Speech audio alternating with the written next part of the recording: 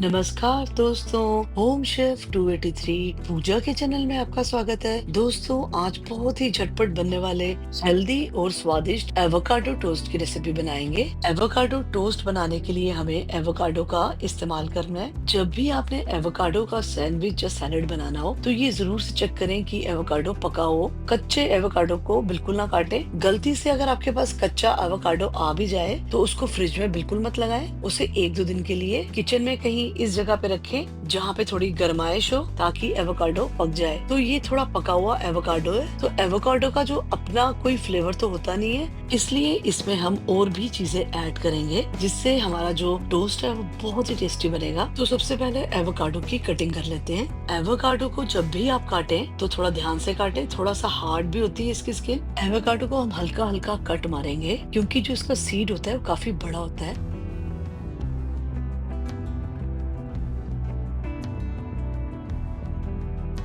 तो जैसे एवोकाडो को मैंने ट्विस्ट किया तो ये देखिए सीड नजर आ रहा है। हल्का सा जो एवोकाडो है वो थोड़ा ज्यादा गल चुका है। उसको मैं 1 दिन पहले ही मार्केट से लाई थी और अब इसका जो सीड है उसको बाहर निकाल लेते हैं। सीड को निकालने के बाद एवोकाडो में जो जितना भी पल्प है इसको मैं एक चम्मच की मदद से बाहर निकाल रही हूँ। तो जो जो पोर्शन बिल्कुल साफ है उसको हम इस्तेमाल में लेंगे, और जो कुछ ज्यादा पक चुका है जिसका आप कलर देख रहे हैं थोड़ा ब्राउन हो गया है, उसको मैंने बाहर निकाल लिया है। फोक की मदद से एवोकाडो को मैश कर लेते हैं। बहुत आराम से ये मैश हो जाएगा क्योंकि ये पका हुआ एवोकाडो है। पका हुआ जो एवोकाडो होता है उसका कोई अपना फ्लेवर तो होता नहीं है, मगर जब हम इसमें अलग सी चीजें मिक्स करते हैं तो ये एक बहुत अच्छा क्रीमी टेक्सचर देता है सैलेड्स को, सैंडविचेस को।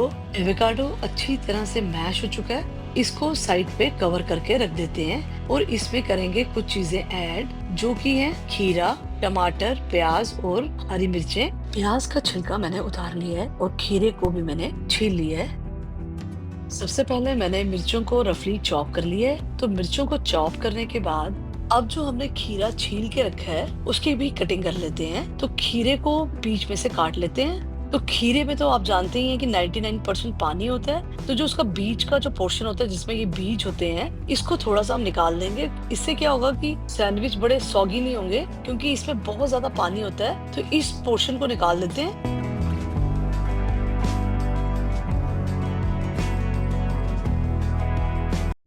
खीरे का जो बीज का पोर्शन हमने निकाला है उसको आप बिल्कुल ना फेंकें। उसको आप सैलेड के तौर पे खा भी सकते हैं और साथ में आप इसको अपने फेस पे भी यूज कर सकते हैं। तो इस पोर्शन को बिल्कुल ना फेंकें। तो सारे खीरे को मैंने इसी तरह से काट लिया है, बीज का पोर्शन निकाल लिया है। इसी तरह से टमाटर को अच्छी तरह से धोने के बाद मैं काट रही हूँ। तो जो टमाटर है थोड़ा सा हार्ड ही होना चाहिए। तो इसमें भी बहुत पानी होता है। जो बीज का पोर्शन होता है ना, बीज वाला पोर्शन, उसको भी मैंने इसी तरह से निकाल लिया है। टमाटर का जो पल्प वाला एरिया है वो मैंने निकाल लिया है। तो इस पल्प को भी आप फेंके ना, उसको भी आप अपने फेस पे अप्लाई कर सकते हैं। इसी तरह से एक प्याज को मैंने अच्छी तरह से छील लिया है और इसको रफली मैं मोटा मोटा पीसेस में काट रही हूँ। क्योंकि इन सब चीजों को मैं चॉपर में चॉप करूंगी तो इसलिए इसको भी हम रफली चॉप कर लेते हैं प्याज को। इसी तरह से थोड़ा सा मैंने धनिया ले लिया है। धनिया मेरे पास ज्यादा तो नहीं है, मगर मेरे पास ये थोड़ी सी स्टिक्स पड़ी हुई हैं। तो धनिया की जो स्टिक्स होती हैं उसका भी हम इस टोस्ट में यूज करेंगे। तो धनिया को धो के साइड पे रख देते हैं। प्याज, टमाटर और खीरे को मोटा मोटा चॉप कर लेते हैं और उसके बाद इसको चॉपर में बारीक चॉप कर लेंगे।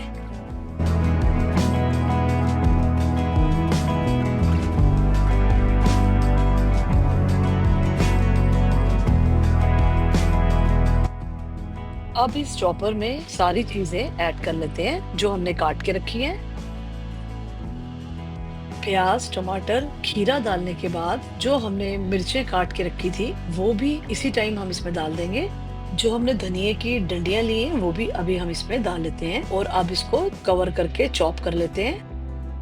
चॉपर का कवर लगा देते हैं और इसको अच्छी तरह से मिक्स कर लेते हैं। बड़ी आराम से सब्जियां इसमें चॉप हो जाती हैं। तो 2 से 3 बार इसको अच्छी तरह से घुमाएंगे तो सब्जियां हमारी अच्छी तरह से चॉप हो गई हैं। तो ये देखिए कितनी बारीक चॉप हो गई हैं और इसमें अभी बहुत ज्यादा पानी भी नहीं आया है क्योंकि हमने टमाटर के बीज और खीरे के भी जो बीज है वो निकाल लिए हैं। अब मैंने एक खुला सा साफ बर्तन ले लिया है। तो एवोकाडो जो हमने अच्छी तरह से मैश करके रखा हुआ था, वो अब हम इस बाउल में डाल लेते हैं। सारा एवोकाडो बाउल में डालने के बाद प्याज, टमाटर, खीरा जो हमने चॉप करके रखा है, वो भी अब हम इसके साथ मिक्स कर लेते हैं और फोक की मदद से एवोकाडो, प्याज, टमाटर, खीरे को अच्छी तरह से मिक्स कर लेते हैं। हरे धनिये की बहुत अच्छी खुशबू आ रही है। अभी हम इसमें कोई भी सीजनिंग नहीं डालेंगे, सिर्फ इसको कवर करके थोड़ी देर के लिए फ्रिज में रख देते हैं। टेस्टी सा एवोकाडो टोस्ट बनाने के लिए मैंने बटर का इस्तेमाल किया है, साथ में थोड़े से मैंने अनार के दाने लिए और थोड़े से मेरे पास तिल भी हैं, वो भी मैंने ले लिए। और अब हम एक ताजी ब्रेड का इस्तेमाल करेंगे। जो भी ब्रेड आपको पसंद हो आप ले सकते हैं। तो तवे को मैंने गैस पे चढ़ा दिया है। गैस की जो फ्लेम है वो मैंने बिल्कुल स्लो रखी है। सबसे पहले तिलों को भून लेते हैं। जैसे ही तिल चटकने लगे तो अब मैंने गैस बंद कर दी है और इसको एक बाउल में निकाल लेते हैं। तिलों में से बहुत अच्छी भुनी हुई खुशबू आ रही है। तो अब इसी तवे पे मैंने स्लो आंच में ब्रेड के 4 स्लाइसेस रख दिए हैं और थोड़ा थोड़ा मैंने इनमें बटर लगा दिया है। और गैस की जो आंच है वो बिल्कुल ही स्लो रखनी है और थोड़ा थोड़ा बटर नीचे और ऊपर ब्रेड के लगाएंगे, ताकि बटर का जो फ्लेवर है वो पूरी ब्रेड में आ जाए और आस्ता आस्ता स्लो आंच में ब्रेड बहुत क्रिस्पी हो जाए। तो जब तक हमारी ब्रेड क्रिस्पी हो रही है, तब तक मैंने फ्रिज में से जो एवोकाडो का मिक्स बना के रखा था वो निकाल ली है। तो अब इस एवोकाडो को सीजन करेंगे काली मिर्च के पाउडर से और साथ में नमक से। काली मिर्च का फ्लेवर बहुत ही अच्छा आता है एवोकाडो टोस्ट में। नमक और काली मिर्च को सारे मिक्सचर में अच्छी तरह से मिक्स कर लेते हैं। जब भी एवोकाडो का टोस्ट बनाना हो तो जैसे आप ब्रेड सेकने के लिए रखें, तभी इस मिक्सचर में नमक डालें, क्योंकि अगर बहुत पहले आप नमक डालेंगे तब भी इसमें से ज्यादा पानी निकल सकता है। एवोकाडो टोस्ट को और भी चटपटा बनाने के लिए अब हम इसमें एक पूरे नींबू का रस इस्तेमाल करेंगे, तो इससे बहुत ही अच्छा फ्लेवर आएगा। एवोकाडो टोस्ट में नींबू का रस, हरा धनिया और काली मिर्च के फ्लेवर से बहुत ही मजेदार टेस्ट आता है। तो अब नींबू के रस को अच्छी तरह मिक्सचर में मिक्स कर लेते हैं। नींबू का रस मिक्स करने के बाद इसको कवर करके साइड पे रख लेते हैं और जो तवे पे हमने ब्रेड रखी है उसको चेक कर लेते हैं। तो बिल्कुल ही मैंने स्लो फ्लेम रखी थी और आप देखेंगे कि एक तरफ से ये बहुत अच्छी तरह से सिक चुके हैं, करारे हो चुके हैं। अब मैंने ब्रेड की साइड चेंज की है। अब निचली वाली साइड को भी हल्का हल्का बटर लगाएंगे। दोनों साइड के जो स्लाइसेस हैं अच्छी तरह से क्रिस्पी हो जाएं।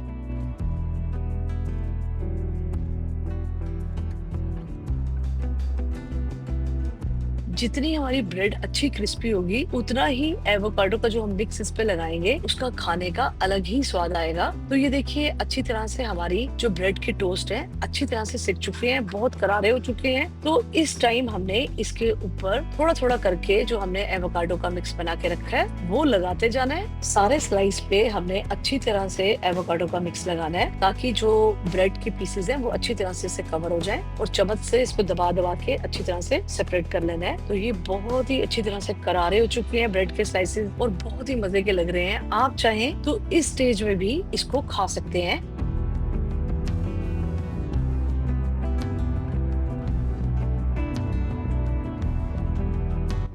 टोस्ट तो हमारे बनके तैयार हो गए हैं। तो इसको और भी टेस्टी बनाने के लिए जो हमने भून के तेल रखे हैं वो अब हम इसमें लगा लेते हैं। तो सारे टोस्टों पे तेल लगा लेते हैं।